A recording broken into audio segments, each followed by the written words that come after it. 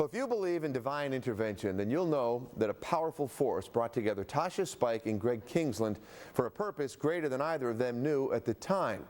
That was 5 years ago. In tonight's Hero Central report, Mary Alice Demler has the story of a couple meant for each other in more ways than one. It scared me. Of course I was scared. Tasha Spike was in desperate need of a hero.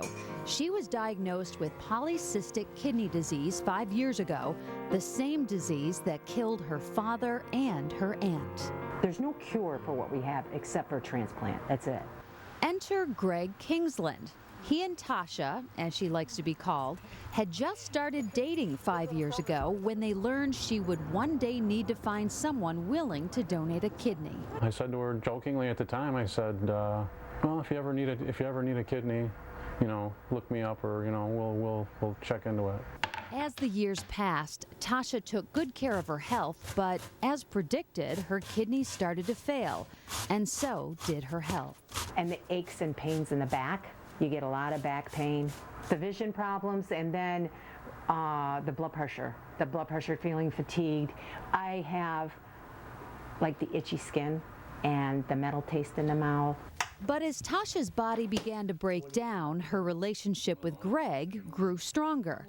So last Christmas, when they found out her kidneys were failing and she would need that transplant to live, Greg made good on his promise. I said, well, yeah, let's go see if we match.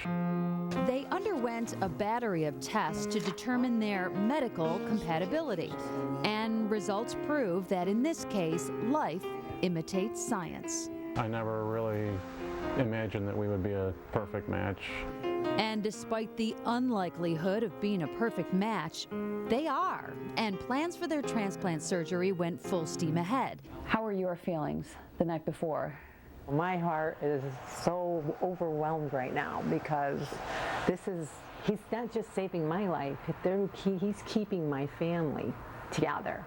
And my kids are everything to me, and he is. Well, I don't look at myself as a hero. Why wouldn't I at least try to help somebody that I love and cherish? The 7 hours of transplant surgery at Buffalo General Hospital was performed by a team led by Dr. Mark Leftavi. I really, myself, don't believe any act of a human is more admirable than this one.